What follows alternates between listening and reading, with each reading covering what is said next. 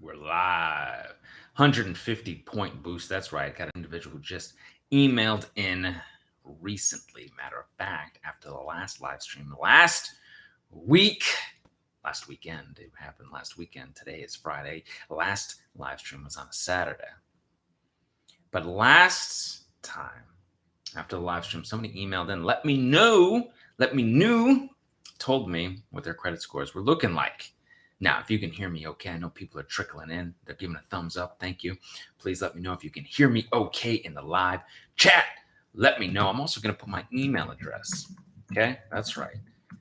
Email me. Put my email address in here. Where else can you do this? Where else can you get help with your credit? Email me and help you get to the other side. Dave E., thank you so much. Part of the tribe. He says, hey, Brandon and tribe family. Part of the team. Excellent. People giving a thumbs up loud and clear. And we can hear we're ready to rock and roll on a Friday. So we're going to start doing some live streams on Fridays and Saturdays. We're going to start doing some live streams during the week. We're going to start doing some more live streams. So if you want to know, you can jump on thesubscribetribe.com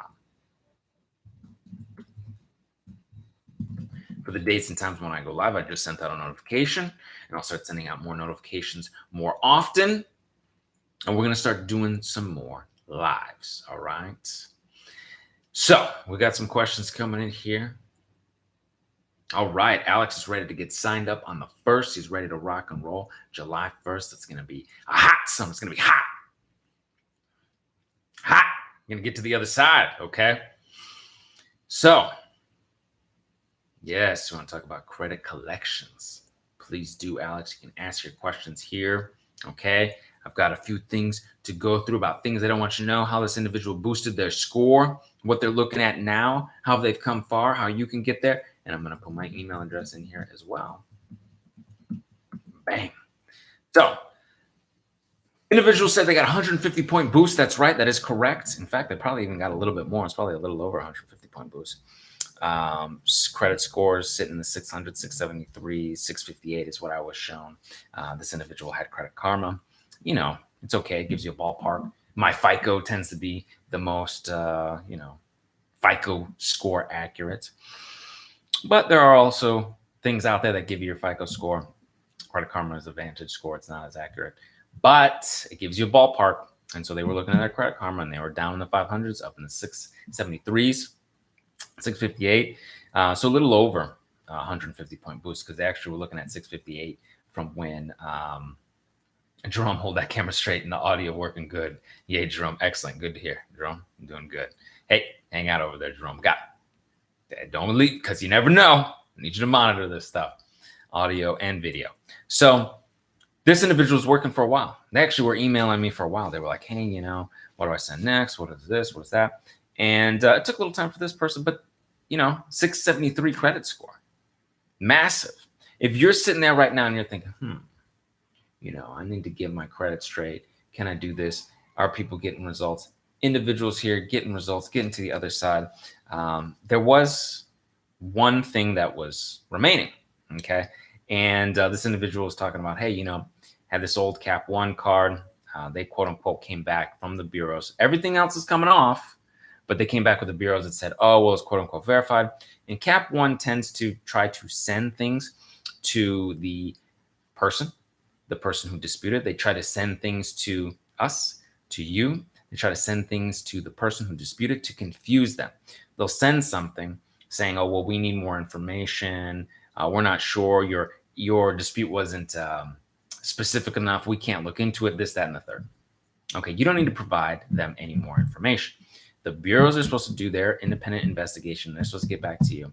I had a situation myself with such original creditor. They sent stuff in. I was like, I'll ignore this. I'm not worried about them. Sure enough, I stuck with the bureaus, disputed with the bureaus, and it came off the bureaus. 609creditrepair.com, or we can do the work for you at theawesomelifegroup.com. They don't want you to know you have rights on the Fair Credit Reporting Act. They don't want you to know that there are potential violations if they don't do certain things on the Fair Credit Reporting Act. In fact, if they refuse to correct information, you have inaccurate information, unverified information on there, this kind of specific information, we've seen it from bureaus, other bureaus deleting things.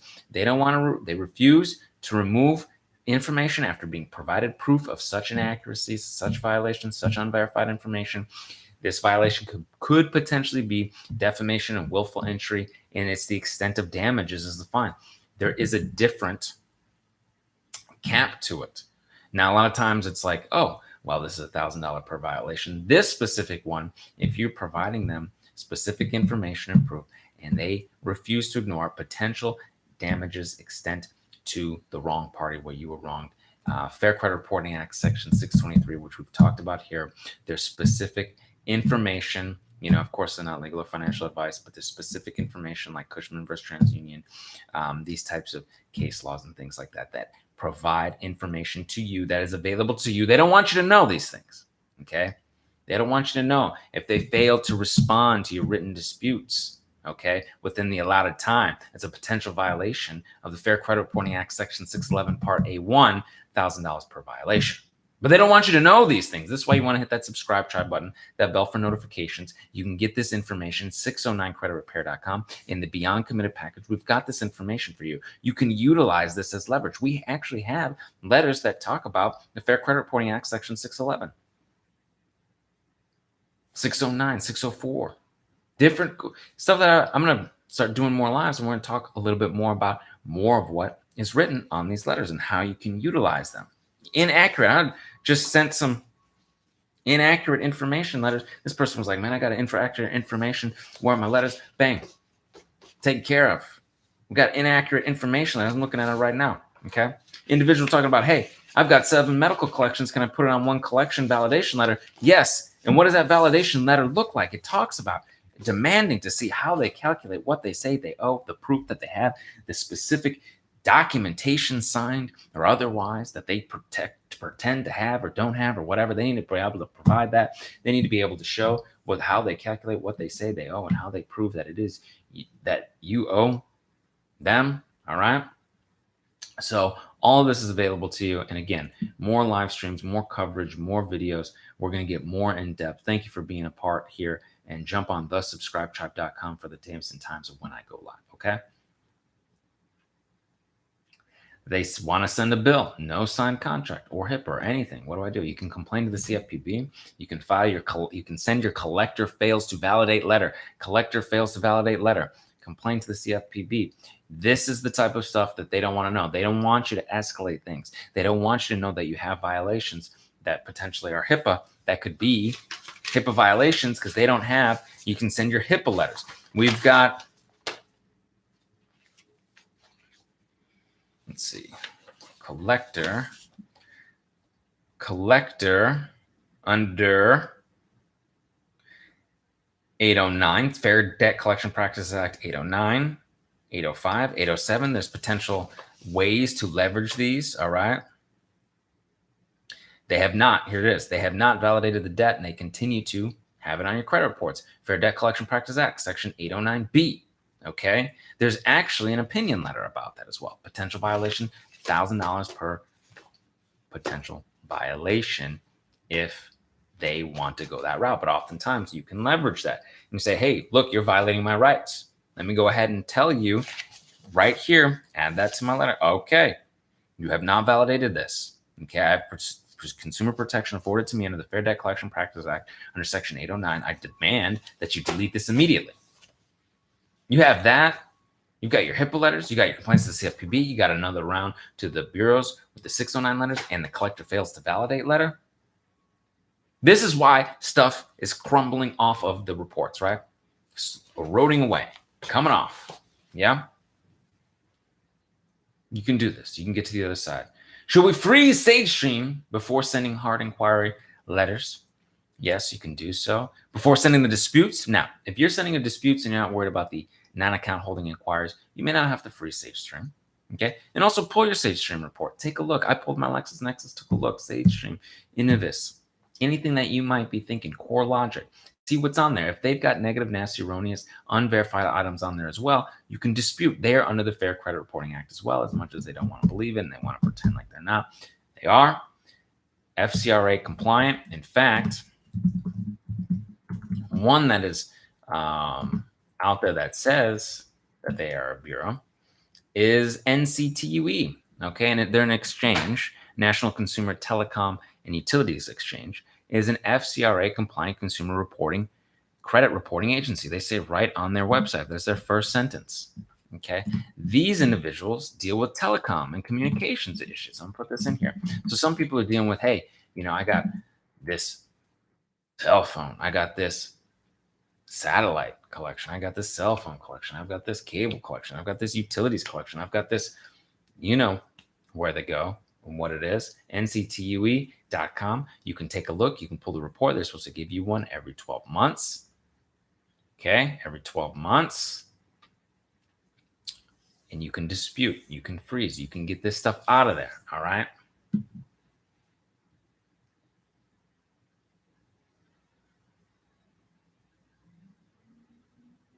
They just tuned in. What's up, everybody? Hey, good to see you, Curtis.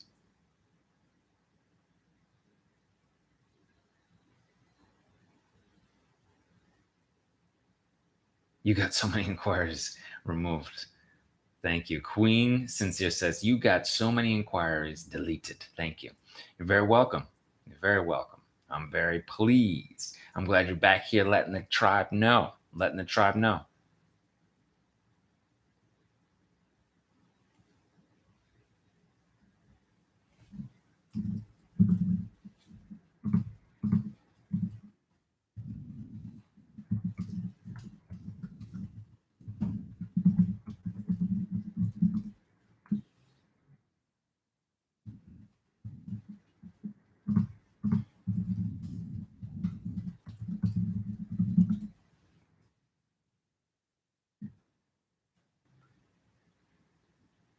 Christina, all right.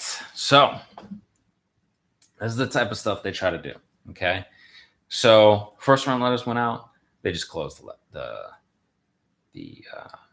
collections and charge-offs. They just closed them, hoping that you stop, hoping that people stop, hoping that, oh, well, they think it's closed now, so they'll just leave us alone and we don't have to worry. And, oh, it was open as our bad. Hold on.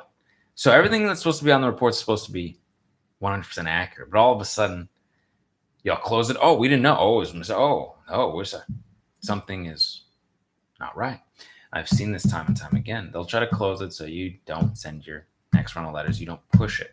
You can send your next round. You can get these out of there. It's already moving. They're already scared. They're already nervous. They're already doing things that they know they're trying to get over on.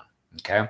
Actually, I had an individual who emailed and they had contacted the CFPB about stall tactics and stuff like this. They were like, why aren't they doing this investigation? The CFPB actually wrote back to this individual and said, yes, the bureaus are in fact stalling. You need to do X, Y, and Z. We're going to push on our end.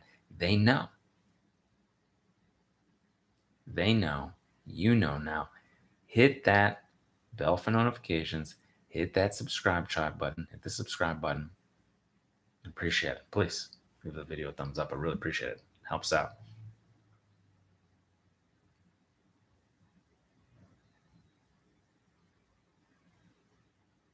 All right. You had a name change. You can update your name with the bureaus, that inaccurate information letters that we have. Update personal profile information letters. Okay. It can help. It can help. Yeah, you're saying, I know your social's the same. Maybe you haven't moved, but it's important to update. Okay. Because it can be a source of disassociating one step further. Hey, if you have moved, that can be helpful too. Hey, if you have these negative accounts that are associated with no unnamed and not, they have to be 100% verifiable. Not 99, not 98, not 97%, 100%, 100% verifiable. Okay. All right. LaShawn Salmon. How do I remove a car loan charge off? Okay. It's a charge off. It's a charge off now. It's a negative. Charge-offs will never be positive. Collections will never be positive, okay? If you got a good standing account with some lates, that can be positive. So with a charge-off, you dispute the entire account. Unverified, negative, nasty, erroneous accounts. If this is one of these unverified charge-offs, you can dispute with the bureaus with the 609 dispute letters. LaShawn, get you those 609 dispute letters at 609creditrepair.com. We can do the work for you at theawesomelifegroup.com. Matter of fact, I'm going to put those in the chat right now.